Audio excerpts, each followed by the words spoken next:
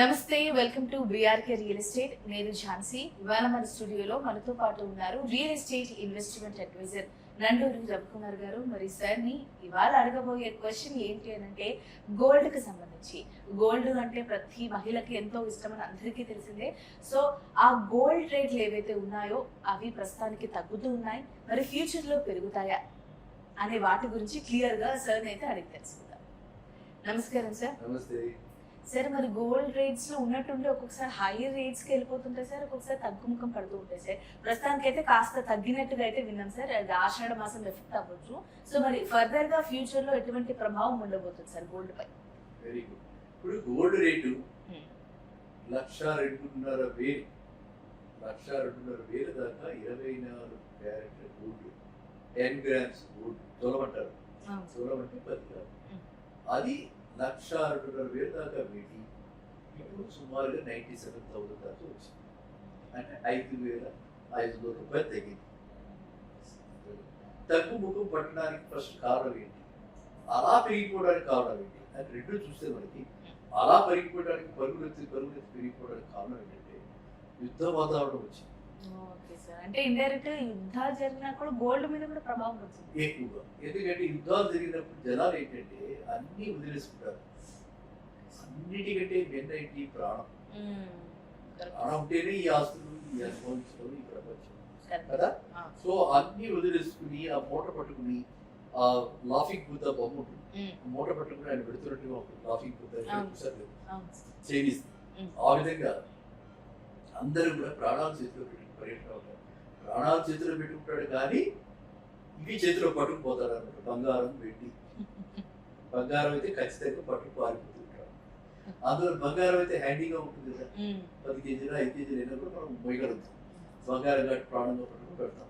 అందువల్ల ఏంటంటే వీలైనంత మంది ఆ టైంలో అనిశ్చర పరిస్థితుల్లో యుద్ధ వాతావరణంలో ఇటు నుంచి షిఫ్ట్ అయిపోతారు. రియల్ ఎస్టేట్లో పెట్టడం, స్టాక్ మార్కెట్లో పెట్టడం, షిఫ్ట్ అయిపోతారు.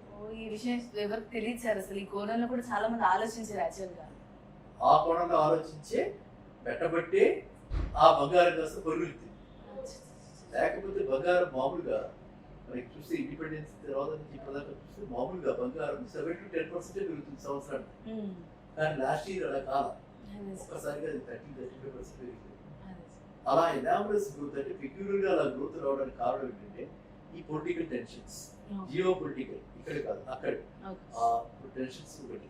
తర్వాత ఈ సెంట్రల్ గవర్నమెంట్, సెంట్రల్ బ్యాంక్స్ అంటే పీపుల్ రిపబ్లిక్ ఆఫ్ చైనా, మనకి రిజర్వ్ బ్యాంక్ ఆఫ్ ఇండియా మనకి ఉన్నట్టు, అది బ్యాంక్ ఆఫ్ జపాన్, ఇలాగా వీళ్ళందరూ కూడా ఆ గోల్డ్ కొని రిజర్వ్స్ పెట్టుకుంటారు. గోల్డ్ రిజర్వ్స్ పెట్టుకుంటే దాని స్ట్రెంత్ బట్టి మళ్ళీ మనకు కావాలంటే మనము అది అప్పు పెట్టి వరల్డ్ బ్యాంక్లో మనం లోన్ తెచ్చుకోవచ్చు.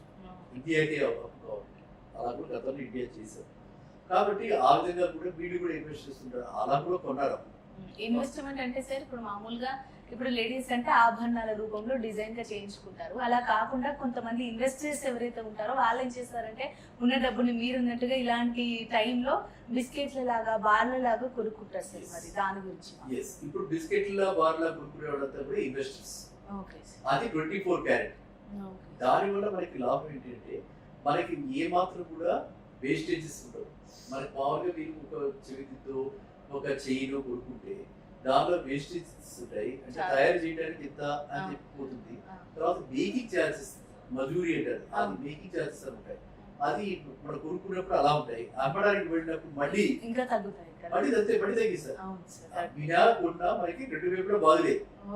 కాబట్టి ఆర్నమెంటల్ గోల్డ్ లో మనం పెట్టుబడి పెట్టి, అంటే చెవితులు కొనుక్కుని, ఉప్పు దిద్దులు పెట్టుకుని, నెక్లెస్ కొనుక్కుని, వడ్డీలు అలాంటివి కొనుక్కుంటే 2 వైపులా మనకి నష్టమే. అంటే ఇన్వెస్ట్మెంట్ పర్పస్ కొనుక్కోకూడదు. అది ఓన్లీ మన అలంకరణకి, సొసైటీలో మనం తప్పదు. కాబట్టి ఇప్పుడు ఈ శ్రావణ శుక్రవారం మీద వస్తాయి కదా, మళ్ళీ శ్రావణ మాసంలో మళ్ళీ మీరు ఎంత కొంటారు. అదేమంటే వరలక్ష్మి వ్రతం అంటారు, అమ్మవారికి పెట్టి ఏదో పూజించి నెక్స్ట్ డే నుంచి మీరు పెట్టుకోవడానికి కదా. సో కాబట్టి ఆ రేట్ ఎలా ఉన్నా ఏం చేసినా సరే ఈ సర్టిఫికెట్ ఫీలింగ్ మీకు ఉంటుంది. కాబట్టి నా ఉద్దేశంలో నేను అడిగిన దానికి ఇన్వెస్ట్ చేయాలి అంటే మాత్రం బార్లలో, బిస్కెట్లలోనే ఇన్వెస్ట్ చేయాలి. Investment only for the purpose of investment. అదనపు డబ్బు ఎక్కువగా ఉందో మనం ఇన్వెస్ట్మెంట్ అనుకుంటే అంతే చాలు. ఆల్రెడీ నాకు సెట్ ఉన్నాయి, ఎంత ఉన్నాయి? నాకు 4 సెట్ చెవులు ఉన్నాయి, ఇంకెందుకు అని అనుకుంటే ఇలా చేయాలి. ఓకేనా? అది నెంబర్ 1. సార్ ఆ బార్లను బ్యాంకులో పెట్టుకుంటే కూడా తీసుకుంటారా సార్? ఇట్లా బార్ తీసుకుని లోన్ ఎవరు ఇవ్వరు, ఇవ్వరు సార్. బ్యాంక్ కూడా లోన్ ఇవ్వరు, బార్ మీద బ్యాంక్ ఓన్లీ నగల పైన ఇస్తారు. బార్ మాత్రం ఇవ్వరు. ఓకేనా? సో ఆ విధంగా ఇన్వెస్ట్మెంట్ కూడా ఆ విధంగా పెట్టుకుంటే మళ్ళీ అమ్ముకుంటున్నప్పుడు కూడా లాస్ లేకుండా మొత్తం కంప్లీట్ ప్రాఫిట్ వస్తుంది. కాబట్టి ఆ విధంగా పెట్టుకోవాలి ఇన్వెస్టర్స్.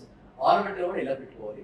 ఇప్పుడు మీరు అడిగిన ప్రశ్న ఏంటి, ఇంకా ఎంతవరకు తగ్గచ్చు, అవును సార్, ఎంతకాలం ఈ ట్రెండ్ ఉంటుంది, మళ్ళీ ఎప్పుడు పెరుగుతుంది, అవును సార్, మళ్ళీ ఇంకా రాబోయే కాలంలో ఎలా ఉంటుంది. ఇప్పుడు దీని మీద ఏంటంటే మనకి అందరం చూస్తున్నాం, ఈ తగ్గడానికి మాత్రం 90,000 దాకా రావచ్చు. కమింగ్ 6 months లోనే సార్, 1 year అక్కర్లా 90,000కి ఇప్పుడే సమీప సమయంలోనే వచ్చేస్తుంది. 1-2 months మాక్సిమం. ఈ లోపల శ్రావణ మాసం వస్తుంది, పడి అప్పుడు పడదు. ఆ తర్వాత కొంచెం పడి 90,000 దాకా 24 క్యారెట్ గోల్డ్ వస్తుంది. అయితే సెంట్రల్ గవర్నమెంట్ మోడీ గారికి ఒక ఆలోచన, అదేవిధంగా ట్రంప్కు కూడా ఒక ఆలోచన కనిపిస్తుంది. అన్ని ఎసెట్స్ అయిపోయినాయి, 2,000 రూపాయల నోట్లు అయిపోయినాయి, 1,000 రూపాయల నోట్లు అయిపోయినాయి, అన్నీ ఎక్కడెక్కడ ట్యాప్ చేయాలో అన్ని ట్యాప్ చేసేసి ఎక్కడెక్కడ మనం టైట్ అయిపోయింది. డిజిటల్ మనీ ఇప్పుడు అన్ని కూడా ఏం లేదుగా బ్లాక్. సో ఇక్కడ ఈ బంగారం అంతా కూడా ఆ బ్లాక్ మనీ కూడా దీన్ని కంట్రిబ్యూట్ చేస్తుంది. ఆ 2,000 నోట్లు రద్దు చేసినప్పుడు, 1,000 రూపాయల నోట్లు రద్దు చేసినప్పుడు ఏమైంది, ఆ డబ్బంతా కూడా కొత్త గోల్డ్లో కూడా వచ్చింది.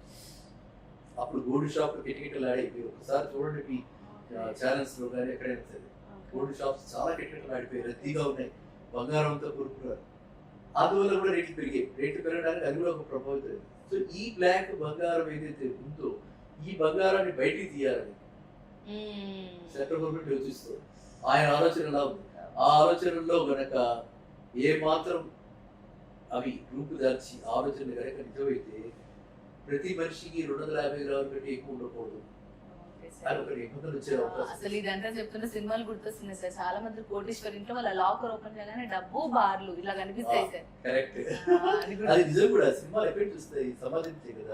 సో ఆ విధంగా కనుక ఇది 250 గ్రాములు పర్ హెడ్ ఒకవేళ కనుక అలాంటి రిస్ట్రిక్షన్ వస్తే మన దగ్గర సౌత్ ఇండియాలో ప్రతి ఫ్యామిలీ కూడా ప్రతి మహిళకి సౌత్ ఇండియాలో 500 గ్రామ్స్ ఉంటాయి. ఒక పటాణము 350 గ్రాములు, 400 60కి నెక్లెస్లు, దండలు, మాలలు ఇవి అన్ని కలిపి.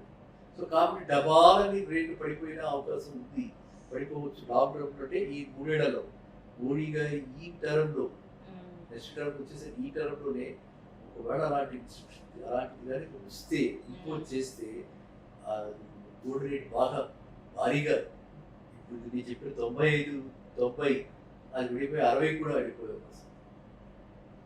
ఏది 24 క్యారెట్ గోల్డ్. అదే మరి 20 క్యారెట్ గోల్డ్ అయితే 55,000 దాకా కూడా వెళ్ళిపోయే అవకాశం. కాబట్టి గోల్డ్ కొనుక్కోవడం కూడా ఎవరైనా సరే అవసరార్థం ఎంతైతే మనకి గోల్డ్ కావాలి, పెళ్ళి ఒకసారి చూసుకునే పెట్టి, లైఫ్ టైం ఈవెంట్స్ అట్లాంటి వాటికి మనం కొనుక్కోవాలంటే కొనుక్కోవడం. అంతే కదా, లాంగ్ టర్మ్ వ్యూలో పెట్టుబడి పెట్టి ఒక రియల్ ఎస్టేట్ లాగా, ఒక స్టాక్ మార్కెట్లో దీన్ని పెట్టినట్టుగా ఇందులో బాగా పెట్టుబడి పెడితే దెబ్బతినే అవకాశం. గోల్డ్ ఇన్వెస్ట్మెంట్ గురించి చాలా చక్కగా వివరించారు sir. Thank you so much. చూసారు కదా, గోల్డ్ గురించి సార్ అయితే చెప్పారు. ఎప్పుడు రేట్స్ పెరుగుతాయి, ఎందుకు తగ్గుతాయి అనే వాటి గురించి కూడా క్లియర్ వివరణ ఇచ్చారు. మరి రాబోయే రోజుల్లో గోల్డ్ రేట్ అయితే చాలా తగ్గుముఖం పట్టే అవకాశం ఉందని చెప్తున్నారు.